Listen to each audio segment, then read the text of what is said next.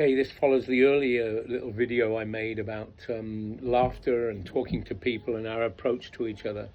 This one's a bit more direct and it concerns my former co-workers, but any blue collar and any workers actually. But mine was a blue collar workforce. I belong to the blue collar local. There's the white collar local, the same international union, but the white collar local. The white collar local was normally led by, so it was different. And it still is, I believe, because it had in it the professionals, the engineers, buyers, those types, but also at the lower level, women clerks, mailroom, and a lot of female jobs that were lower paid. Us, we were, there were differences. There were the shops, which was sort of craft union mentality. But overall, we were blue-collar people. I was in the maintenance department, started as a labourer in '76. When I never thought labourer was a bad term, and so there were those differences between the two locals, and I was very much involved in my local, and some of my friends or co-workers from 444 Arena. This is really important. That I'm surprised that some of you that are on the executive board today never have not wanted to meet with me or Roger. He's passed on, but because we were so successful nationally. And I wanted to relate that taught me the workplace is a great educator. Remember, universities are capitalist think tanks. You learn a lot of things there, but they're not institutions of the working class. They're institutions that are there primarily for assisting capitalism to survive and to grow.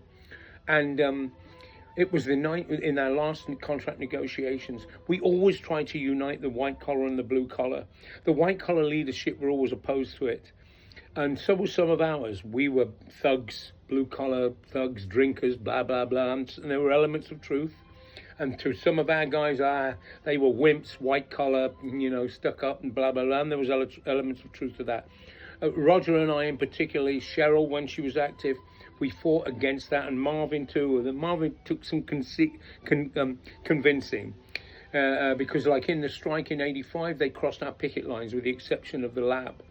And, our own members would say, F them, look they crossed our picket lines. But why did they cross our picket lines? And listen, 444 guys, why did they cross our picket lines? They crossed our picket lines because the trade union leadership at the council level, elements in our own local leadership, but in the council level, played a horrible role. I remember my wife had asked the business agent, she wasn't my wife then, she's in the white collar local, what should we do?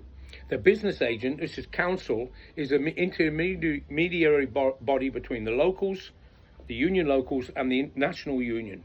We paid them a lot of money every year, somewhere around 70,000 a year when I left, I think. And she asked the business agent, representing both of us, what should I do? And a number of the white collar union people told me this. They were told, you've got to follow your conscience.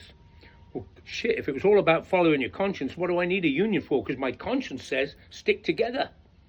But in order to stick together, when you're coming under threat from the bosses, that it's going to cost you if you do, and then you go to the body that represents you, or the next higher level, to ask them, and they say, well, do what's on your conscience.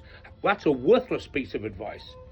They were completely missing and probably backstabbing us for striking behind the scenes, because they all got the business union mentality, The members pay the dues, that's the revenue.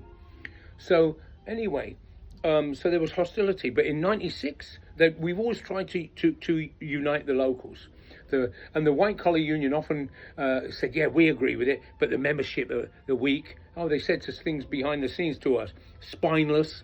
It wasn't the membership, it was the leadership didn't want to unite the locals, because a united local, they may not be in the leadership. I have such history and recorded history about that. Anybody in 444 wants to know about that attempt to unite the locals and who's to blame, please talk to me before I snuff it. But anyway, in the last negotiations, we got a big meeting together. Shop stewards, activists, engineers, professionals, janitors. We came together. I think there were 90 people at it. We gave a strike authority for a 3-day strike and so forth. And we'd always argued for mass meetings of the two locals. Leadership that doesn't want that will say, okay, we'll have the meeting of the leadership. No, you want a mass meeting of the membership. Let the membership feel their power. And so we had that intermediary meeting of about 90 people. This is quickly from memory. I've not gone to my notes, but after that meeting, the day after that meeting, $1 million fell on the table. $1 million offer from the bosses in cash and the removal of concessions. The white collar leadership immediately snapped that up and agreed to it. Never discussed it with us. Never saw the fact that, look, we haven't done anything. Let's have a meeting. Let's discuss our next move. They had no strategy sense. All the strategy came from 444. And so they met with them. They conceded. Now we're on our own. What a pathetic mistake. The bosses must have loved it. They did love it. But then it was that went away. But what the action, that one action, and the tendency to unity, and immediately the bosses, through 3 months of negotiations, couldn't get that. Yet chatter at the table, couldn't get that. The power is at the bottom. The power is at the bottom. And you will not, my friends, at the East Bay Municipal Utility District and 444 in 2019, you will never make any significant gains until you unite those locals. Now, there's a third union there that was an exit from my own local, the engineers, the stationary engineers at union, I think. You know, but you can win if you unite the two locals. And there'll be leadership that oppose it, but they oppose it for selfish, opportunistic reasons.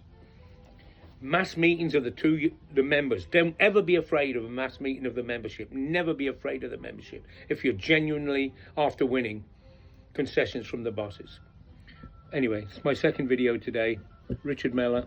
My blog, Facts for Working People, URL, we know what's up.blogspot.com. That was a great lesson for me.